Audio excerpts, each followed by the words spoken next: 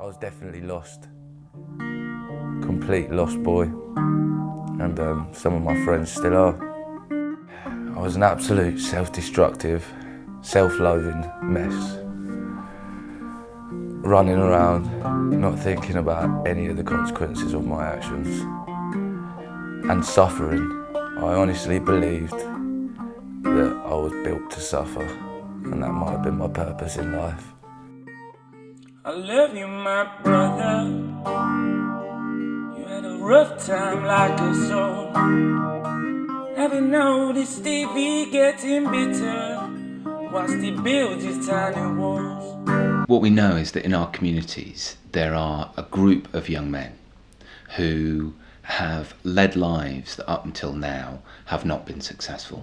I don't know why there's so many fuck-ups about, but we're about. I was in play school, you know, putting ant poison in kids' sandwiches, you know, and setting my mum's house on fire when I was about 7 or 8. Put my little brother right next to the fire, going to bed. My life before Bandits Brothers, it was mess. Like going out on the street, selling drugs, going out with bad friends. I was up in court, obviously before Bandit Brothers, and I was facing, I think it was 5 years in jail. So I was up for ABOB It with intent. I don't know, I just went down the wrong path. I got involved with gangs and people with knives and guns, and I wasn't centered. I didn't know what I was doing. I was just taking every day as it comes. Didn't really know my father, so I didn't know how to be a man. My dad was abusive. He kicked me out when I was 14, and yeah, no, it was just an abusive relationship with him. Sexual, physical, mental, everything. After my father abandoned me, I was just alone with my mother, taking care of her disabilities, trying to deal with my own. And just for about 7 or 8 years after I left college was just isolation, alone in my room, sitting there, going through things that I didn't know how to cope with, going through depression, going through serious bouts where I wanted to die. You know, I don't think anyone ever actually sat me down and asked why I was angry. The doctor's solutions throughout my childhood was medication. You don't shine quite so bright, a diamond lost in the sands of time. We don't know why you've gone, so please come home before the dawn.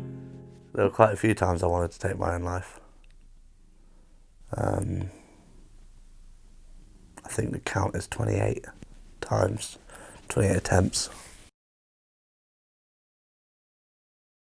What we are doing and why we feel we need to exist is to address the gap in how can we enable these young men, regardless of what's happened so far in their lives, to turn it around and to feel like they are a contributing part of a society that welcomes and includes them. So Bandit Brothers started in Brighton in 2009, and it's the ultimate in a grassroots community-led organisation. There were a group of men in my loft, and we decided that it was time to have a mission beyond serving ourselves and each other's mission. So we started looking out, and we had the idea to work with young men, local young men, lost, involved in crime, homelessness, and work with them in such a way that they might have some kind of stability and connection with older men, so that they might find a little bit of direction in their lives, find themselves really. If you want your life to be different, only you are going to make that happen. So are you in? I didn't know myself, subconsciously something inside of me knew that I needed this. I desperately needed this. I was supposed to go on the quest, and I didn't go. Fobbed it off. A lot of people do that. Just shit themselves and get wasted instead. And that's pretty much what happened. And I got a phone call like, "Oh right, you're not going to make it. That's okay. That's cool. Just have a look at the website or something like that." And I had a look at the website and stole half the words and made this song. Well, let's go hunting, my brother, for a better way to see. No trouble with the long arms, so why they chasing you and me? Why they chasing you and me? When I was sitting in the holding area waiting to go in, I was very anxious, very itching to go, really. I just wanted to know what was next. You have two choices. You can take this or you can take that. It's up to you. I've been waiting for this choice to decide what I want. And if I go this way, they tell me that there's something down there. I'm going. They attend the Rites of Passage weekend, and that is the hardest hitting, most intense experience that these young men have often had ever in their lives.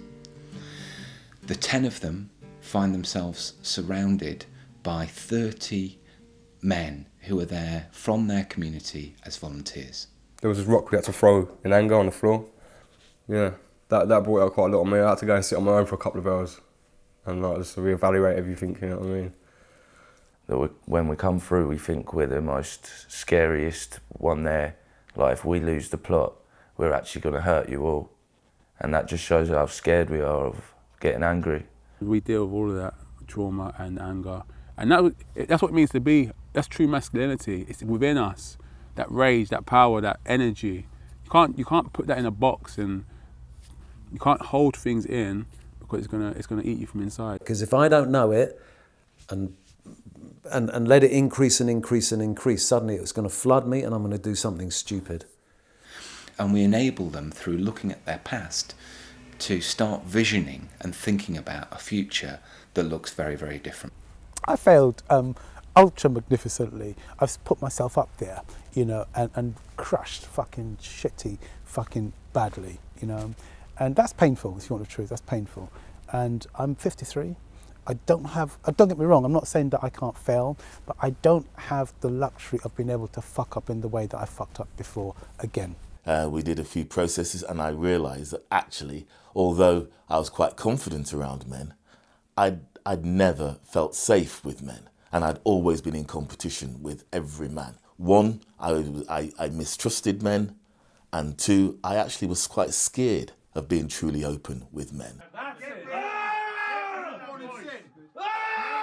So I did that weekend and I went, actually, yeah, this is what I've always needed, is strong and powerful men who can hold me in my vulnerability, who can hold me in my rage. So I went absolutely ballistic. Well, I was so angry as a 36-year-old man about how I'd been treated as a child. At the end of the carpet work, I was standing tall, I was standing proudly as a man. I was like, yeah. And that felt really good. The relationships of trust that have been created between the older men and the younger men are then solid, because we've all been through that experience together. We've broken down barriers together. We've had the courageous conversations. We might have laughed together, cried together, like shouted together, like being together in that process means that we break down those barriers and we create that relationship of trust that then means that we can do the work that needs to be done. Oh, it's time to rise and shine and walk a straight line, get off the floor and open the door and throw away those feelings before. You know what you gotta do, you gotta make it through. I know it hurts, it don't get worse, tomorrow will come and you'll see the sun. Whoa. And it just makes me feel just really lucky to have this. They then have a 12-week process of meeting with their mentor once a week. They attend weekly meetings in the community.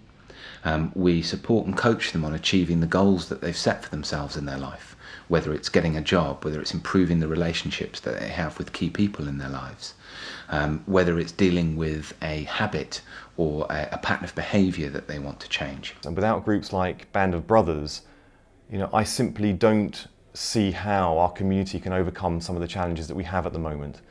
These are the sorts of organisations and these are the kind of groups which are going to help our community heal from an incredibly difficult period in our community's life.